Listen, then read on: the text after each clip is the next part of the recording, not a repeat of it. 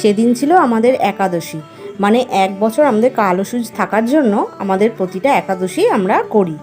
তো একাদশীর দিন আমরা শুধুমাত্র নিরামিষ খাই। নিরামিষ বলতে আমরা ময়দা খাই, চালের কোনো জিনিস আমরা খাই না।